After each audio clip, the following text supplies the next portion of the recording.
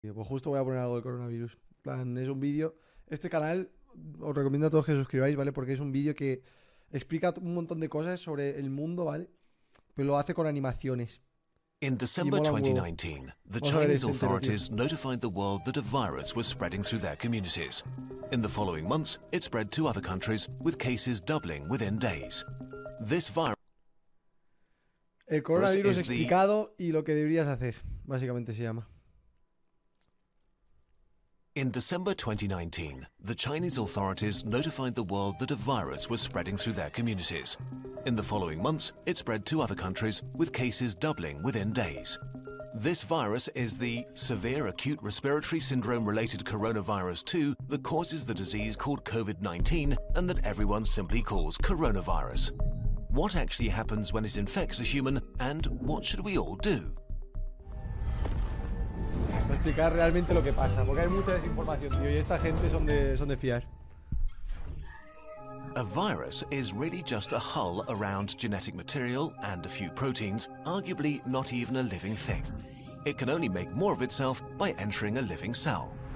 Corona may spread via surfaces, but it's still uncertain how long it can survive on them. Eso me raya un huevo, tío. Se supone... Es que hay gente que dice, en plan, que si alguien estornuda, por ejemplo, que en el cartón, por ejemplo, el coronavirus se puede quedar existiendo en el cartón durante 24 horas, ¿sabes? Y si está en madera, por ejemplo, dura menos. Pero es que no se sabe. O sea, son como todos rumores.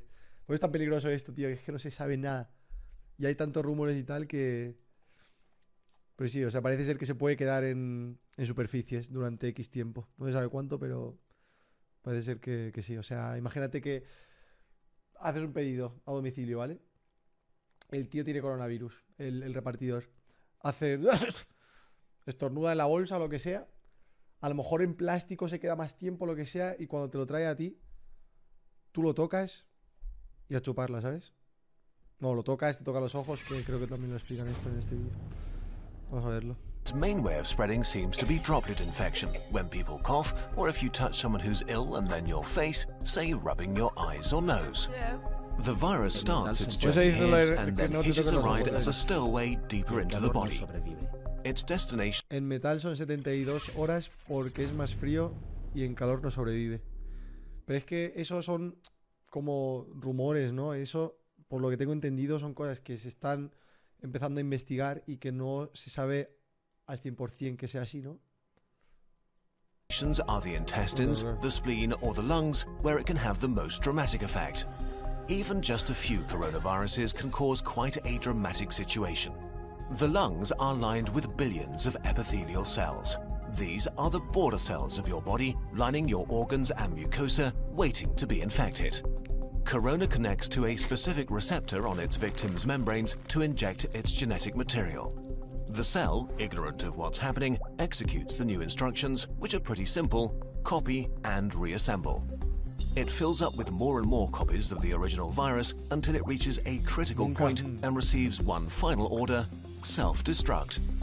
The cell sort of melts away, releasing new corona particles, ready to attack more cells. The number of infected cells grows exponentially. After about 10 days, millions of body cells are infected and billions of viruses swarm the lungs.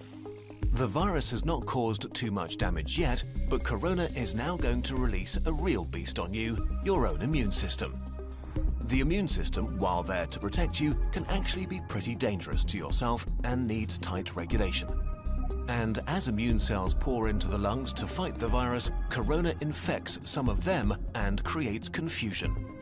Cells have neither ears nor eyes. They communicate mostly via tiny information proteins called cytokines. Nearly every important immune reaction is controlled by them. Corona causes infected immune cells to overreact and yell bloody murder. In a sense, it puts the immune system into a fighting frenzy and sends way more soldiers than it should, wasting its resources and causing damage. Two kinds of cells in particular wreak havoc. First, neutrophiles, which are great at killing stuff, including ourselves. As they arrive in their thousands, they start pumping out enzymes that destroy as many friends as enemies. The other important type of cells that go into a frenzy are killer T cells, which usually order infected cells to commit controlled suicide. Confused as they are, they start ordering healthy cells to kill themselves too. The more and more immune cells arrive, the more damage they do, and the more healthy lung tissue they kill. This might get so bad that it can cause permanent, irreversible damage that leads to lifelong disabilities. In most cases, the immune system slowly regains control. It kills the infected cells, intercepts the viruses trying to infect new ones, and cleans up the battlefield. Recovery begins. The majority of people infected by corona will get through it with relatively mild symptoms. But many cases become severe or even critical. We don't know the percentage si ya tenías because en plan problemas respiratorios o algo así ya, o en plan fumabas mucho o tenías algún problema ya interno, ¿sabes?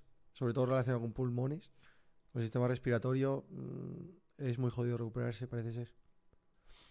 not all cases have been identified, but it's safe to say that there is a lot more than with the flu. In more severe cases, millions of epithelial cells have died. No tener un recordatorio de que tengo que leer mis temas de virología Rubius Fels, Rubius Cri, Rubius Sangre. Haber estudiado. And with them, the lung's protective lining is gone. That means that the alveoli, tiny air sacs via which breathing occurs, can be infected by bacteria that aren't usually a big problem. Patients get pneumonia, respiration becomes hard or even fails, and patients need ventilators to survive. The immune system has fought at full capacity for weeks and made millions of antiviral weapons. And as thousands of bacteria rapidly multiply, it is overwhelmed. They enter the blood and overrun the body. If this happens, death is very likely. The coronavirus is often... Eso, ¿por qué pensáis que estáis en casa realmente? Principalmente es para evitar que tú te contagies, aunque no te pase nada a ti. Esto es para evitar que tú te contagies. Tú estás en casa ahora mismo para evitar que tú te contagies y que tú después contagies a otras personas que sí que se pueden morir. El problema de esto, lo que está pasando ahora, estamos todos en casa básicamente, principalmente para que no colapsemos los hospitales, ¿sabes? Esa es la cuestión de todo esto. Todos estamos en casa intentando no pillar el virus para que no se colapsen los hospitales y que se pueda ayudar a la mayoría, al mayor número de gente posible, ¿sabes? Hay mucha gente, en plan, yo conozco mucha gente que dice en plan de yo no salgo a la calle porque voy a pillar el virus y me voy a morir. No es esa la cuestión. Puede pasar, pero la cuestión es que no pilles el virus y se lo pases a más gente, que después esa gente se lo va a pasar a más gente incluso. Leí una historia el otro día de... ¿Qué era? Un tío que... No, una mujer italiana que se vino a España, le fue infiel a su marido, volvió... En plan, el tío con el que le fue infiel tenía coronavirus, volvió a Italia y ahí empezó a esperearlo a su marido, a la familia, no sé qué, no sé cuántos, y así se enteró de que le fue infiel, ¿sabes? Algo así. Creo que era así la historia, luego la busco. Pero algo como... compared to the flu, but actually it's much more dangerous. No, y después el tío... No, cállate. Bueno, yo qué sé. El tío también se fue después, el tío con el que fue infiel, fue después también de fiesta, se fue de fiesta y infectó a un montón de gente en la fiesta, parece ser. Toda la puta fiesta. Claro, y después esa gente infecta a otras 800.000 personas. Es que es lo que pasa, tío. Es lo que le cuesta mucho entender a la gente, el crecimiento exponencial que tiene esto, ¿sabes? Porque de 1 va a 5, de 5 va a 20, de 20 va a 100, ¿sabes? Así hasta y así hemos acabado así, ¿sabes? The exact death rate is hard to pin down during an ongoing pandemic. We know for sure that it's much more contagious and spreads faster than the flu. There are two futures for a pandemic like corona, fast and slow. Which future we will see depends on how we all react to it in the early days of the outbreak. A fast pandemic will be horrible and cost many lives. A slow pandemic will not be remembered by the history books. The worst-case scenario for a fast pandemic begins with a very rapid rate of infection because there are no countermeasures in place to slow it down. Why is this so bad?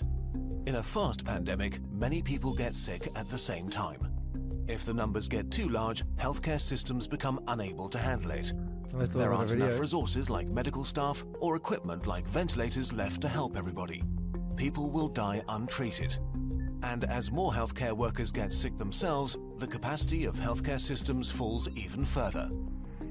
If this becomes the case, then horrible decisions will have to be made about who gets to live and who doesn't. The number of deaths rises significantly in such a scenario. To avoid this, the world, that means all of us, needs to do what it can to turn this into a slow pandemic. A pandemic is slowed down by the right responses, especially in the early phase, so that everyone who gets sick can get treatment and there's no crunch point with overwhelmed hospitals. Since we don't have a vaccine for corona, we have to socially engineer our behavior to act like a social vaccine. This simply means two things: not getting infected and not infecting others. Although it sounds trivial, the very best thing you can do is to wash your hands. Soap is actually a powerful tool. The coronavirus is encased in what is basically a layer of fat. Soap breaks that fat apart and leaves it unable to infect you. It also makes your hands slippery, and with the mechanical motions of washing, viruses are ripped away. To do it properly, wash your hands as if you've just cut up some jalapenos and want to put in your contacts next. The next thing is social distancing, which is not a nice experience, but a nice thing to do. This means no hugging, no handshakes.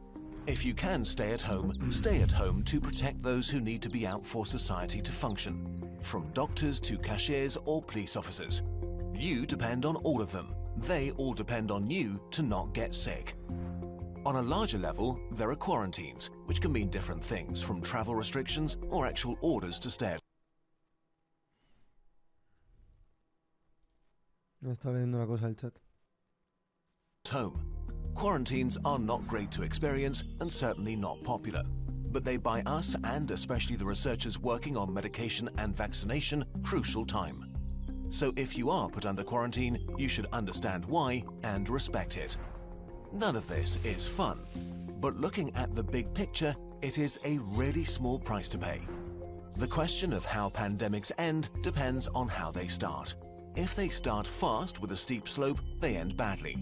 If they start slow with a not so steep slope, they end okayish. And in this day and age, it really is in all of our hands, literally and figuratively. A huge thanks to the experts who helped us on short notice. ¿Viste lo de Cristiano Ronaldo, no? ¿Qué ha pasado? ¿Qué ha pasado?